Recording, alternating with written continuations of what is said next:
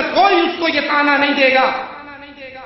اور جو ہی دین کی بات آئے وہ توحید کو اپنا لے، نبی کی رسالت پہ ایمان لے آئے، اپنی نماز، اپنا روزہ، اپنا حج، اپنا نکاح، اپنی طلاق، ایک ایک عمل میں اللہ کے نبی صلی اللہ علیہ وسلم کی اتباع کرنے لگ جائے تو سب سے پہلے طعنوں کی تو اس کے اوپر یہی چلتی ہے، تمہیں آبا و اجداد کے دین کو چھوڑ.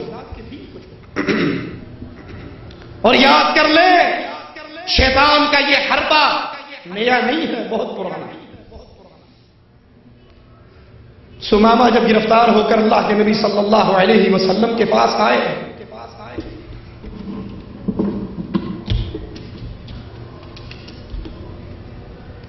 رہا کر دیا گیا، مسلمان ہو گئے، واپس مکے کی طرف چلے. اہل مکہ کو اطلاع ہو گئی، سمامہ بھی مسلمان ہو گیا. ابو جہل کی پارٹی مکے سے باہر نکل کے استقبال کرتی ہے اور آواز کیا لگاتی ہے؟ غور کرنا. سبوت یا سمامہ، سمامہ تو صابی ہو گیا ہے. اور صابی عربی زبان میں اس کو کہتے ہیں جو آبا و اجداد کے دین کو چھوڑ چکا. تو نے آبا و اجداد کا دین چھوڑ دیا، تو صابی ہو گیا. ہمارے ہاں کیا کہتے ہیں؟ تو وہابی ہو گئے. بات برابر برابر ہی. وہابی کا مطلب یہی ہے کہ وڈکیاں دی نہیں مانتا ہے، صرف رسول اللہ کی مانتا ہے صلی اللہ علیہ وسلم. اور صحابی کا مطلب یہ ہے کہ یہ آبا و اجداد کی بات کو چھوڑ کر سمامہ رضی اللہ عنہ وردہ کہتے ہیں واللہ ما صبت، اللہ کی قسم میں کوئی صحابی نہیں ہوا بلکہ میں تو محمد رسول اللہ صلی اللہ علیہ وسلم کا متبع بنا. اب سنیے انقلاب کسے کہتے ہیں؟ اتباع رسول کیا ہے؟ سمامہ اپنے گھر سے عمرہ کرنے کے لیے نکلے تھے. رسول اللہ صلی اللہ علیہ وسلم کا کلمہ پڑھتے ہی کیا رنگ چڑھا سمامہ پر. کہنے لگے یا رسول اللہ صلی اللہ علیہ وسلم، میں تو اپنے گھر سے نکلا تھا عمرے کی ادائیگی کے لیے، آپ کے ساتھیوں نے مجھے اریسٹ کر لیا، گرفتار کر لیا، اب میں مسلمان ہو چکا ہوں. میرا اسلام مجھے پہلا سبق یہ دے رہا ہے اگر نبی اجازت دیں گے تو عمرہ کروں گا، نہیں دیں گے تو نہیں کروں گا. میرے لیے کیا حکم ہے یا رسول اللہ؟ آپ اجازت دو گے عمرہ کروں گا اور آپ اجازت نہیں دو گے تو عمرہ نہیں کروں گا. یہ ایمان ہے، یہ اسلام ہے. جب انسان لا الہ الا اللہ محمد رسول اللہ اس کا اقرار کرتا ہے پھر اس کی اپنے وجود پہ حکومت ختم ہو جاتی ہے. وہ ایک ایک عمل میں رسول اللہ صلی اللہ علیہ وسلم کا پابند بن جاتا ہے. اہل مکہ کے پاس آئے، کہنے لگے اللہ کی قسم گندم کا سب سے بڑا تاجر میں ہوں، تمہارے گھر میں گیہوں میرے ذریعے سے آتے ہیں، جب تک مجھے میرا نبی اجازت نہیں دے گا تمہیں ایک دانہ بھی گندم کا نہیں ملے گا. ایک دانہ. یہ اشہد ان محمد رسول اللہ کا تصویر بولتی ہوئی آواز ہے کہ میری تجارت، میری عبادت، میری نماز، میرا ایک ایک عمل اب پابند ہے محمد رسول اللہ صلی اللہ علیہ وسلم. اور یہ عزت کا راستہ ہے، نبی کی اتباع عزت کا راستہ ہے.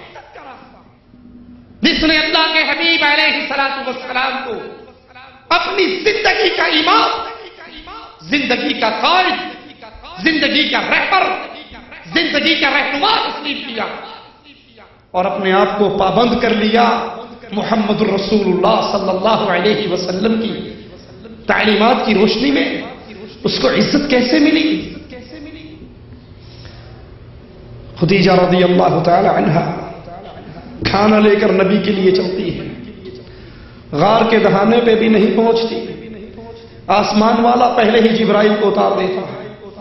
یا محمد صلی اللہ علیہ وسلم، یہ خدیجہ آ رہی ہے، اس کو اس کے رب کا سلام کہنا، اس کو اس کے رب کا سلام کہنا، اور اس کو بتانا اللہ نے تیرے لیے جنت میں موتی کا ایک محل تیار کر دیا.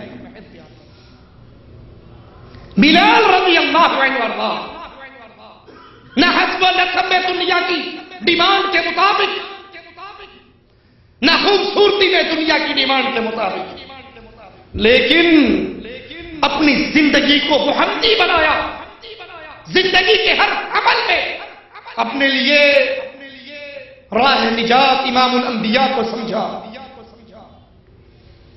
نتیجہ کیا نکلا؟ آقا علیہ الصلوۃ والسلام پوچھتے ہیں بلال کیا عمل کرتے ہو؟ میں جنت میں تمہاری جوتیوں کی آواز اپنے سے آگے سنا۔ کیا عمل کیا ان صحابہ نے؟ عمر رضی اللہ عنہ وارضا سے کہتے ہیں عمر میں نے جنت میں ایک بڑا خوبصورت محل دیکھا، میں نے پوچھا یہ محل کس کا ہے؟ کہا آپ کے خادموں میں سے ایک خادم کا، قریشی کا ہے، عمر ابن خطاب کا ہے۔ اے عمر مجھے تیری غیرت یاد آ گئی اور میں تیرے محل میں تیری اجازت کے بغیر داخل نہیں۔ عثمان رضی اللہ عنہ وارضا ایک وقت پہ 7 مرتبہ عثمان رضی اللہ عنہ وارضا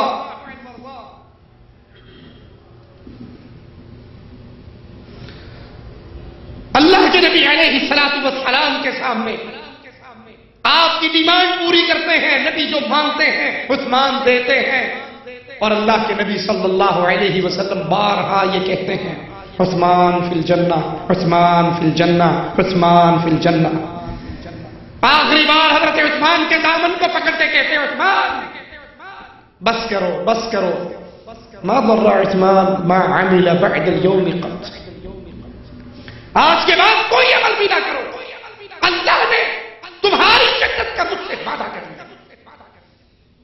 ان کے اندر وہ کیا چیز تھی کہ یہ دھرتی پہ چلتے تھے اور ان کے جنتی ہونے کی گارنٹی آسمان سے اترتی تھی۔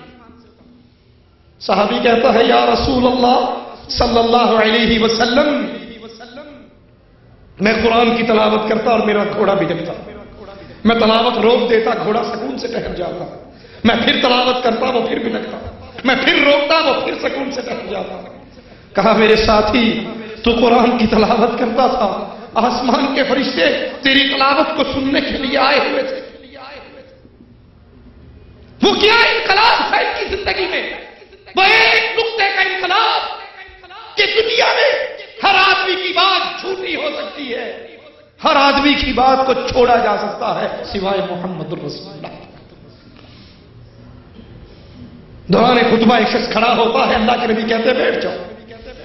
ایک صحابی ابھی مسجد کے مدخل پر ہی، دروازے پر ہی وہیں بیٹھ جاتے ہیں۔ کہتے ہیں میرے ساتھی تجھے تو نہیں کہا بیٹھنے کا؟ کہا آقا آپ کی آواز میرے کان سے ٹکرائی تھی، بیٹھ جاؤ، میں سن کر پھر کیسے کھڑا رہ جاؤں؟ انہوں نے اپنی زندگی میں نجات کا نقطہ یہ سمجھا کہ اتباع محمد الرسول اللہ صلی اللہ علیہ وسلم وہ واحد راستہ ہے جس کے اوپر چل کر انسان اللہ کی جنت میں جا سکتا ہے۔ اس امت کی ذلت کا دوسرا بڑا سبب یہ ہے کہ یہ امت نبی کی اتباع کو چھوڑ کر ہزاروں فرقوں میں بٹ چکی ہے۔ کہیں دیوبندی ہے، کہیں بریلوی ہے، کہیں نقشبندی ہے، کہیں چشتی ہے، کہیں قادری ہے، کہیں رضوی ہے، کہیں نوری ہے، کہیں سہروردی ہے۔ جس عید کو اٹھاؤ اس کے نیچے سے نیا فرقہ نکلتا ہے۔ کلمہ پڑھتے ہوئے وہ اشہد ان محمد رسول اللہ کا اعلان کرتا ہے، لیکن زندگی بناتے ہوئے، عمل کرتے ہوئے ہمارے بزرگوں نے یہ فرمایا اور ہمارے بزرگوں نے یہ فرمایا، ہمارے شیخ نے یہ فرمایا اور ہمارے حضرت نے یہ فرمایا۔ بات آپ کی بھی ٹھیک ہے، حدیث ہم نے بھی سنی ہے، لیکن جو کچھ ہمارے بزرگوں نے فرمایا آخر وہ بھی تو کہیں نہ کہیں ہوگا۔ یہ 5واں مذہب ہے، مذہب ہوگا۔ جب ان کے پاس کوئی دلیل نہ رہے اپنی بدعملیوں کی، بد اعتقادیوں کی، تو پھر ایک دلیل شیطان نے یہ سکھاتا ہے ہمیں نہیں پتا لیکن کہیں نہ کہیں ضرور ہوگا۔ آخر حضرت نے جو فرمایا ہے تو کہیں نہ کہیں تو ہوگا۔ بھائی یہ ہوگا کہاں؟ کس حدیث میں ہے، کس قرآن میں؟ یہ بربادی کی دوسری وجہ۔ حسین سوال کرتا ہے صحابی سے اس مسئلے میں کیا فرماتے ہو؟ جواب میں کہتے ہیں اس مسئلے کے اندر امام الانبیاء محمد الرسول اللہ صلی اللہ علیہ وسلم نے یوں فرمایا. سائل کہتا ہے میں نے سنا ہے شاید ابو بکر اور عمر نے تو یوں کہا تھا. ناراض ہو جاتے ہیں، غضبناک ہو جاتے ہیں، کہتے ہیں میں تجھے محمد الرسول اللہ صلی اللہ علیہ وسلم کی حدیث سنا رہا ہوں اور تو جواب میں کہتا ہے ابو بکر اور عمر نے یوں کہا. ڈرتا ہوں کہیں آسمان سے تجھ پہ پتھروں کی بارش نہ ہو. اپنے اپنے پیروں کے خولوں میں بند ہونے والوں، اپنے اپنے اماموں کو معصوم کا درجہ دینے والوں، نبی کا فرمان آنے کے باوجود میں فلاں فقہ سے اور میں فلاں فرقے سے، میں فلاں جماعت سے اور میں فلاں گروپ سے، امام الانبیاء کی بات کو ٹھکراتے ہو، لسوڑی شاہ اور فسوڑی شاہ کی بات پر، امام الانبیاء کی بات کو ٹھوکر مارتے ہو ایک امتی کے قول پر. جس امتی کی کیفیت یہ ہے، آقا فرماتے ہیں آسمان سے فرشتے اترتے ہیں، مجھے ترازو میں بٹھاتے ہیں، 2 سے تولتے ہیں میرا پلڑا بھاری رہتا ہے، 10 سے تولتے ہیں میرا پلڑا بھاری رہتا ہے. ساتھی فرشتہ کہتا ہے کس کو تول رہا ہے؟ امام الانبیاء کو. مقابلہ 2-10 سے کرتا ہے. اگر ایک پلڑے میں، غور کیجیے اللہ کے لیے، نبی کے دین کو چھوڑ کر فرقوں میں بٹ جانے والوں، نبی کی حدیث کو چھوڑ کر غیر نبی کے قول کو سینے سے لگانے والوں، ذرا فرشتوں کے جملوں پہ غور تو کرو. کہتے ہیں اگر ایک پلڑے میں امام الانبیاء کو بٹھاؤ اور ایک پلڑے میں پوری کائنات کو بٹھاؤ، محمد کا پلڑا سب پہ بھاری رہے گا صلی اللہ علیہ وسلم. یہ پوری کائنات جو ایک پلڑے میں ہے، کیا اس میں 4 امام نہیں آئے؟ کیا اس میں 12 امام نہیں آئے؟ کیا اس میں رائمنڈ والے، بریلی والے، دیوبند والے، گنگوہ والے، بغداد والے، کوفے والے نہیں آئے؟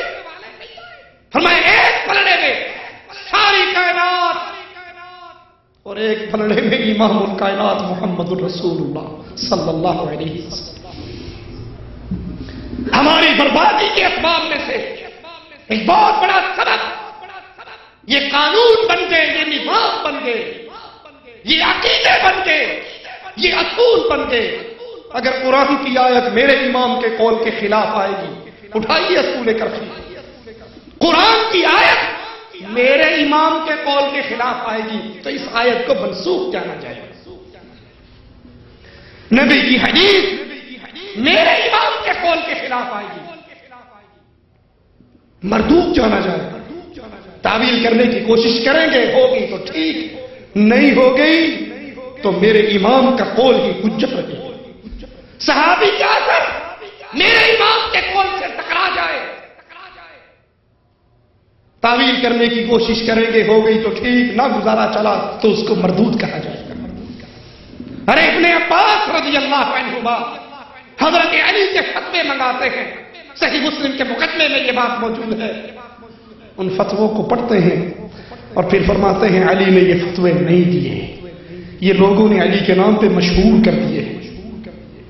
جیسے آج بھی مولا علی کے ملنگ ہونے کے دعوے دار جھوٹ کی ساری نسبت حضرت علی کی طرف کر دیتے ہیں اور حضرت علی ان ملنگوں کے سارے جھوٹ سے پاک ہے. حضرت علی نے یہ فتوے نہیں دیے. غور کرنا، سیدنا ابن عباس کے جملوں پہ غور کرنا. کہا اور اگر علی بھی یہ فتوے دیتا تو گمراہ ہو جاتا. ارے کیا اتنا کہہ دینا کافی نہ تھا کہ یہ فتوے علی نے نہیں دیے؟ یہ کیوں کہا؟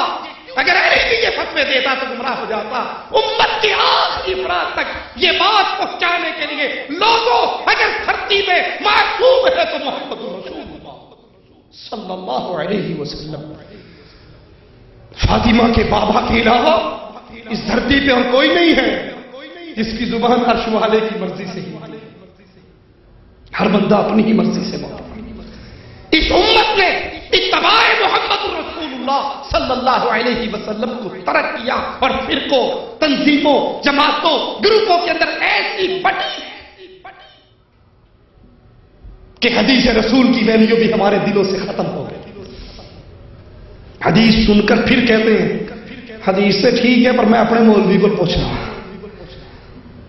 حدیث تو ٹھیک ہے پر میں بھی تو اپنے مولوی سے پوچھوں گا، یعنی اس حدیث کو اگر میرا مولوی کہے کہ حدیث ہے تو مان لوں گا، اور اگر میرے مولوی نے کہا کہ حدیث نہیں ہے تو نہیں مانوں گا۔